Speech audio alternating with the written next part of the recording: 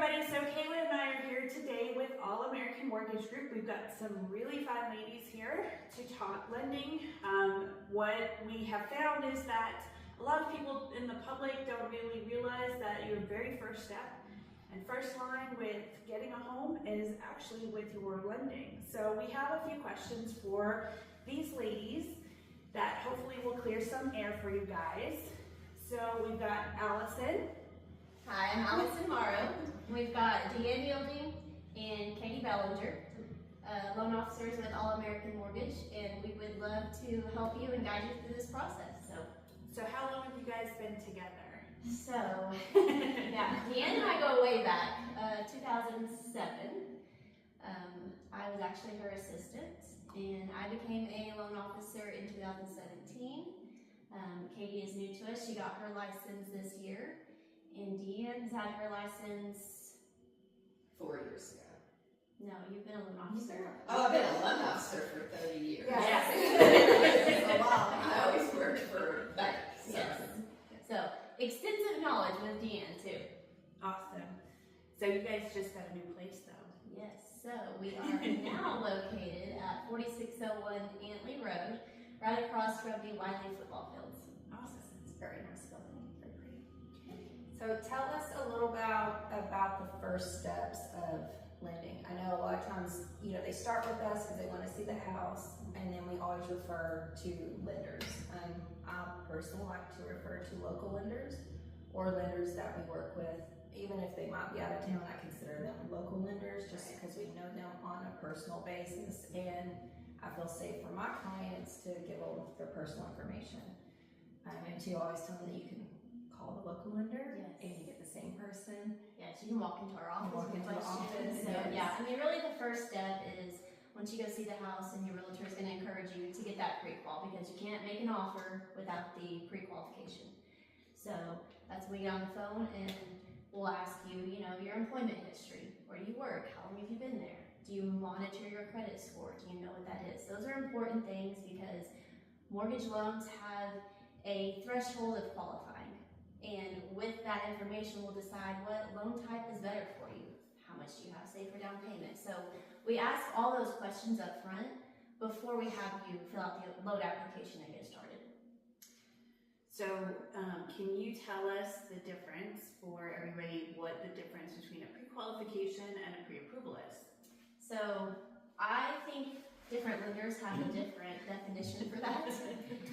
Our definition here, we are going to send a pre-qualification letter. That means we have in hand your application, your credit report, your income docs, your assets. We have ran you through what's called automated underwriting with Fannie Mae, Freddie Mac. That is a pre-qual. A pre-approval comes after we have submitted all that to underwriting. That comes once you're contracted on a property. Now there are, some lenders that will send a pre-qualification with just the application. That they haven't verified anything. So that's not what we do. We make sure if we are giving you and your realtor a pre-qualification, we have verified information. Perfect. So, oh gosh, I forgot my question. Okay, so here you go. So after they go through or they get with you, what are some of the documents that they're going to need to provide in order to get that pre-approval? You want to answer that one? Yeah. What we ask for up front is 2 years W-2s, a month of pay stubs, and 2 months of your asset statements. That can vary. If there's a large deposit on one of your asset statements, then they may want some more documentation. Or if you're self-employed, then typically we get 2 years tax returns for self-employed borrowers. Go ahead. What's your question? No, before you. Okay. Yeah, I'll go for that. So what happens, say you've done some of the pre-qual or some of the underwriting and you find out they have a blemish on their credit score? How do you help them navigate through that? So right when we pull credit, we're going to be able to see what your scores are with all 3 credit bureaus. So let's say 2 of them are not where they need to be. We're going to look through your credit report, and if we can tell if it's something kind of easy, I mean, we're not credit specialists, that's not our title, but we've been doing it long enough, we can kind of see like, hey, if you paid this down or paid this off, here's what your score is projected to come up to. But we have a really good credit repair company we work with that are mortgage driven. So what we do is we have that credit report, we send it to them, they get in contact with you and they will let you know, here's the steps, here's what you do, here's the timeline. That way we can be ready to meet the closing deadline. So when you pull credit, is that a soft credit pull or a hard? Is that not the term? Soft? So we can do it either way. And it kind of, for us, we'll determine that after talking to you. Like if you come to us and say, hey, we're 6 months out, we just want to kind of see where we stand. We're going to pull a soft pull because when we pull a hard pull, it's good for 120 days. So we don't want to have to pull again and give you another hard inquiry hit on your credit. And that causes your credit score to go. Yes. It kind of dings it. Every hard inquiry you have, whether it's car shopping, mortgages, credit cards, every time your credit's pulled, it takes a hit and it's going to lower your credit score. So that's one thing to be mindful of. If you are knowing you're going to want to purchase a home soon, limit the credit pulls that you have done. How long does it take for a pull to usually fall off? Gosh, we see them for Yeah, 12 months. Yeah, at least 12 months. Yeah. It will show any inquiries on your credit. Awesome. Does it show you like if that was for a credit card or a car? So it'll show like the creditor's name that pulled your credit, and sometimes we don't know what they are. So a lot of times when we go to underwriting and you've had several inquiries on your credit report, the underwriter will say, okay, what were these inquiries for and did they open any new debt? So let's say you were car shopping and a car dealership's gonna pull your credit through 12 different people. You're just gonna have to say, hey, all of these were for car shopping and I did open a new line of credit, but you can already see it on my credit report. So. Now you said that you pull and look at the 3 different major credit companies or bureaus and stuff, and that pulls together for their FICO score?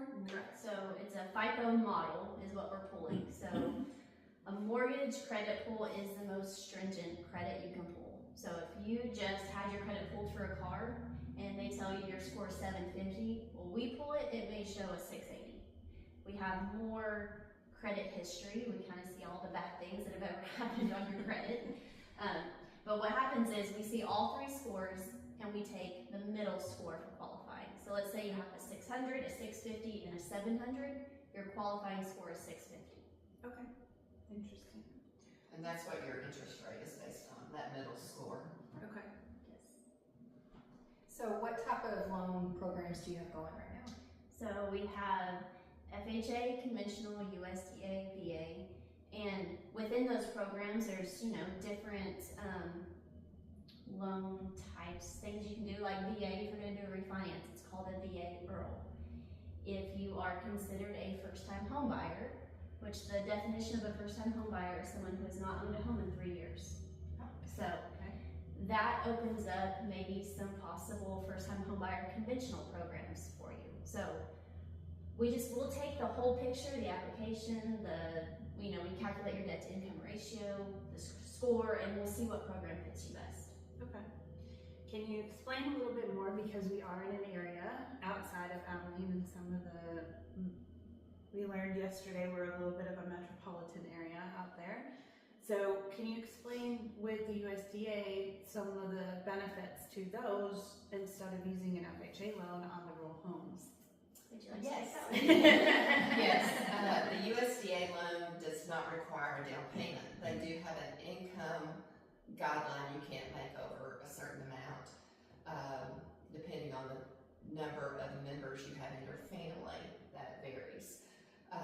But there's no down payment required. There's a smaller monthly mortgage insurance amount on those USDA than on FHA. So it's a great program. They're very, very stringent, about credit score, minimum credit score, and your debt to income ratio, more so than FHA. So sometimes the borrower might not fit the USDA, but we can put them in an FHA loan. Can you explain an FHA loan for us? Yeah, the FHA loan has a 3.5% down payment. People kind of know it as a first-time home buyer loan, but you don't have to be a first-time home buyer. You can only have one FHA FHA loan at a time. So if you've had one previously and that one's sold and it's been paid off, you can get another FHA loan. Can you back to back it, like close on a Yeah, home and You can. And they allow some lower credit scores, higher debt to income ratio than like conventional or USDA. Okay. So So what are the benefits to a conventional loan over FHA, VA, and USDA? conventional does not have mortgage insurance if you put down 20%. That's that monthly default insurance. Or whenever you pay your loan down to that 80% of the value, you can drop that off. So that's really the advantage to conventional. What's the typical down on a conventional? You can do as low as a 3% for a first-time home buyer. Everyone else is 5%. Okay.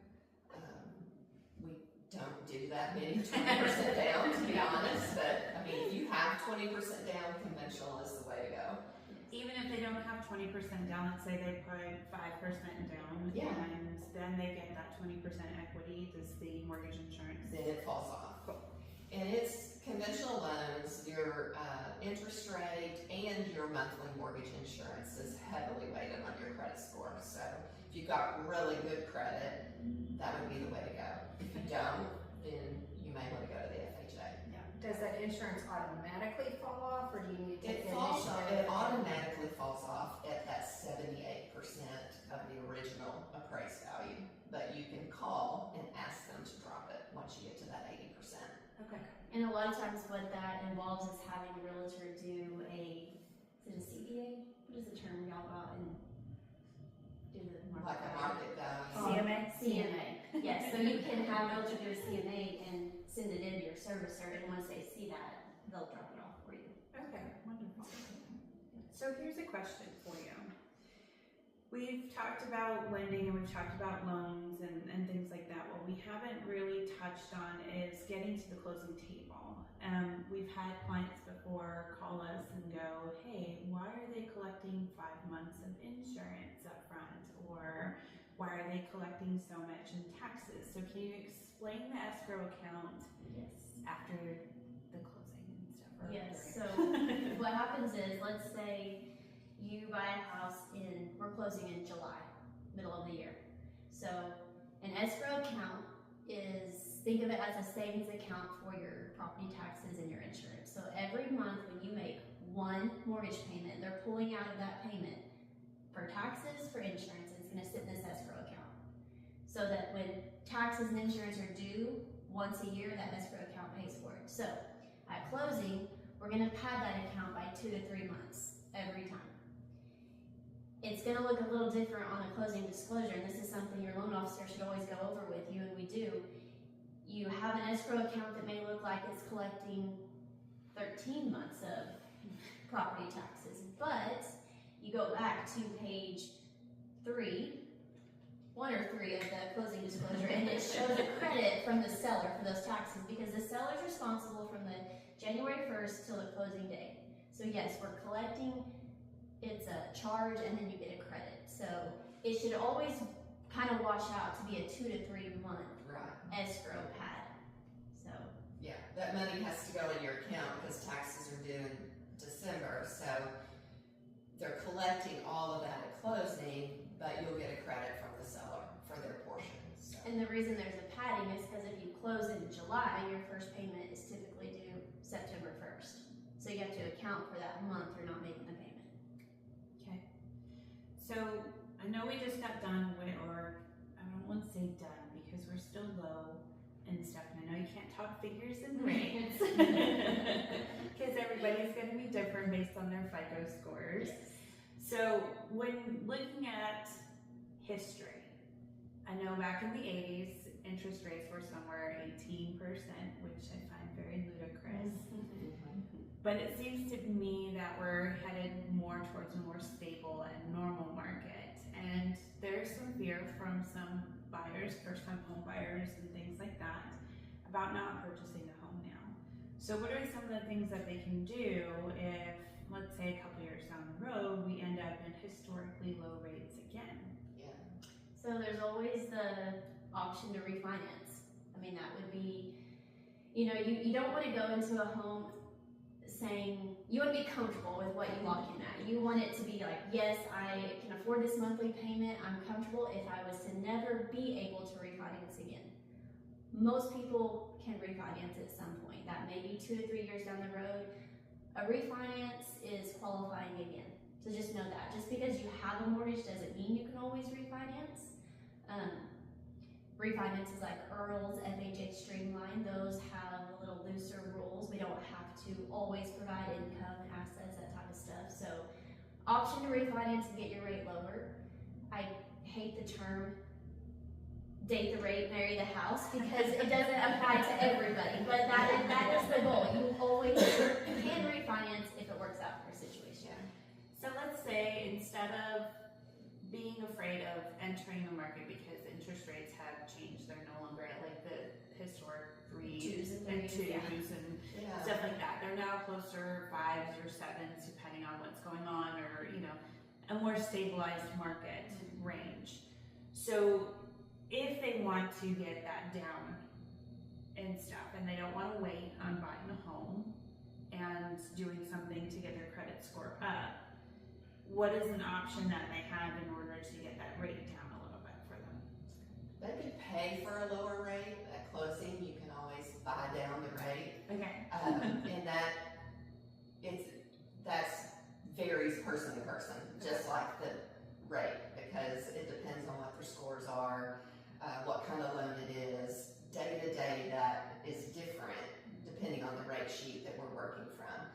But you can always buy down that rate, which just means you pay a fee at closing to get a better rate. It's part of your closing costs. Okay. And that when rates change, I mean, rates could change multiple times a day, or they could change once a day.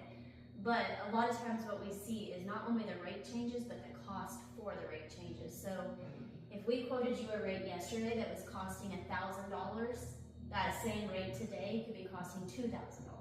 So Or nothing at all. or nothing at all. Yeah, it could get better, it could get worse, and you've got to just kind of time it. And we can't make that decision for you, but we will guide you and say, hey, this is what we're seeing.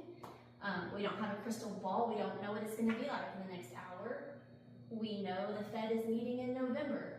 Do we all think it might get better? We hope, but we don't know. So But you can also lock in rates. you lock in the rate. So once you lock in, you're guaranteed that rate. So if rates go up, you're locked in. You're still guaranteed that rate. You're locked in. What if they go lower? Are you just still locked in? You're still locked in. You're locked in, but there are some options to possibly renegotiate, float down. We just have to look at it as a whole to see how much it's improved. Okay. Go ahead. Sometimes when we get into negotiating, and I don't even know if we might have to cut this out. But so sometimes, you know, we will tell our buyer it's not always best to come off the list price, but to take it in the closing cost. And with that closing cost, they can use a portion of that to buy down Yes. the Yes, rate. they can. And so, And it'll make a lot bigger difference as far as the funds for closing if they have the seller pay closing costs as opposed to lowering. If you lower the price by $2,000 or $3,000, it makes almost no difference in their monthly payment. right, it doesn't lower it. Maybe like Exactly. what, $60? Yeah, it depends on the rate and the loan amount, Yeah. but it makes a very small difference, and it'll make a much bigger difference for them at closing if the seller pays closing costs. And if you're talking, okay, do you want to take $10,000 off list price or $10,000 in seller concessions? That $10,000 can be used to buy the rate down, which will make a bigger difference in their monthly payment, Yes. more than $10,000 off the list price. Of course, that all depends on our market, whether we Yes. can negotiate that. Yes. So Don't Not We can't always get 10,000, guys. We can try. round numbers. So when you guys are looking at this on a lending standpoint, what's the biggest hurdle that you usually come across when it comes to getting a buyer approved for a loan? I would say credit is the biggest Yeah. hurdle. Sometimes debt to income ratio is hard.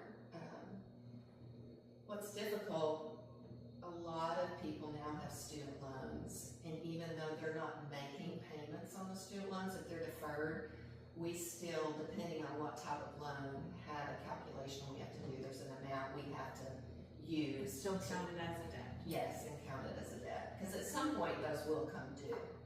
So, if they have a lot of student loans, sometimes we struggle with debt to income ratio. Okay. What else you got? I think that's it. Can't think of anything right on this one. So for the future going forward, when someone gets in contact with you, how long is the process going to take to get their pre-approval done? So we can have someone pre-qualified within hours if we have all the information we need. Like if you're someone who goes on and completes the application, and at the end of that application it gives you the option to upload your pay stubs, you're emailing it to us, it's quick. I mean, we can get you an answer, like I said, within hours, an hour maybe. I mean, so we work as fast as the buyer works. Yeah. But still, when they get their pre-qualification or pre-approval, and we go and find the house, that doesn't mean they're done and they're automatically approved, correct? Right, so that's why we do our due diligence to get all those documents up front and run it through the automated underwriting, because that is what an actual live underwriter is going to underwrite to. So we have the guide, and the underwriter is verifying that income is input correctly, the assets are there, credit score is where it needs to be for the program. So after you're under contract, we take all that and we submit it to the underwriter to sign off and verify, yes, this loan is good. And at that point, there's back and forth. So they may want an extra pay stub, or like Dan mentioned, explain this large deposit that's not payroll. So there's just some back and forth to make the file complete and whole, so that that underwriter knows that they will not get a bad audit and that everything is in the file. Because some things can be a little frustrating, like they want letters of explanation for a lot of stuff, but it's just so the file is complete and they can say, yes, we crossed this T, we dotted this I, everything's in the file. And that usually means they're good to go and ready to close. Yeah, we'll get an initial approval really quickly. Okay. Of course, it'll be pending the appraisal and maybe a couple of things to clarify, like Allison mentioned, but that initial approval comes really quickly. And that's one thing, we like to get our approvals in long before the option period's up, because option periods protect your earnest money. So we like to have our underwriting approval back while you guys are under inspections and getting all that done. So everyone knows we're good to go. By the time you're done negotiating, we're good on our end. Okay. So when everything is said and done, they're going through about 2 approval processes to get their home. Generally, with our market kind of being stabilized right now, what are you looking for as far as closing time when we go to write our contracts for our buyers? Before in the past, where we've had crazy markets and extra time needed, we've done 45 days or 60 days. When it's a slower, more stable market, 30 days, and then sometimes even less. What are you guys looking at right now in order to get fully ready to close? I mean, typically it's 30 days, but I prefer that it's 30 just because we don't always have control over how quickly we get the appraisal. Okay. Like if we get an appraisal waiver, which is also another advantage to conventional sometimes, I didn't mention that a minute ago, but sometimes if they have really good credit and they're putting down 20%, our system recognizes the value of the property and waives the appraisal. Oh, wow. But that, like I said, we don't have that many 20% down borrowers. But when that happens, I mean, it's very quick. But we order those appraisals. The appraisers don't work for us. They're Right. third party. So, you know, we're waiting on them to get that to us. So I prefer 30-day closing, but then we always, if it's done, everything's finished, we always ask if they want to move it up. So that would be my preference. All right, ladies. So what is your top advice piece before we end this for any potential buyer? I would say protect your credit. Be very mindful of your score. Get an app like Credit Karma. You know, it's not going to be exact on score, but it will show you trends. So you can see if something hits your credit to go down, see if you're on the right track and it's an upward trend. So I would say credit, and don't make any major job changes. Yes, especially not in the middle of the process. Yeah. Or buy a truck, I had a Yeah. a brand new truck, got those in the As past. far as credit goes, I would say if you have credit cards, try to keep those balances no more than about 25 to 30% of the limit on the card. That'll make a huge difference in your credit scores, because it's frustrating when you feel like you're making all your payments on time, but if your balance is really close to the limit or over the limit, it hurts your score, even if you never missed a payment. Okay. What do you got? Well, I was just thinking about credit cards, and I was thinking about, I talked to somebody that went and paid them off before they applied, and that did not help their credit score. Yeah. Don't close them. Yeah. So don't close them. Don't close them. But making, it helps to know when to make that payment, doesn't it, on your credit, like on a credit card or something, when you go to I would pay it off. say if you know you're about to apply for a mortgage loan, ask us first, because I have someone right now, kind of the same thing. They wanted to go pay off all their debt because they think that looks great to a lender. Well, it's great for your DTI, but it may not be great for your credit score, because once certain installment loans close, it drops your score. Once you pay off, it drops your score. So you just have to kind of time it all right and ask the questions up front. Okay. Basically, come and talk to these really silent ladies, because they know what they're doing. And when you ask a question to a realtor about the lending aspect, our first thing is going to be talk to the lender. Because where we specialize in getting the house written up on a contract, and we know the legal standings of that, this is a whole nother beast and ballgame, which is why you want to make sure you choose a lender that you're going to work well with, a realtor you work well with, whether it's us or someone else, and then make sure that you're on the right path and keep in touch with them, because stopping talking to your realtor and your lender and all that, everybody involved, horrible idea. I've had that happen before. And don't just hope that something has happened and we won't find out. Because we will. The underwriter will find out, and they'll ask us. They'll have to come to you and say, hey, what happened? What's this new credit pull you had? And Yes. So, yeah. I always like to explain us as realtors, as lenders, and the title company, that we all work together as a team Yes, to absolutely. help you We reach need your all the goals. pieces. Yeah. Yes. And we're all here to help you stay in budget. Yes. We're not the enemy. We Yeah. want you to get this loan. Yes. So, but yeah, they're going to be your first step, and then we're waiting in the wings, ready to get you into the house that you're dying to get into. So, I'll give Allison, Katie, and Ann a call here, and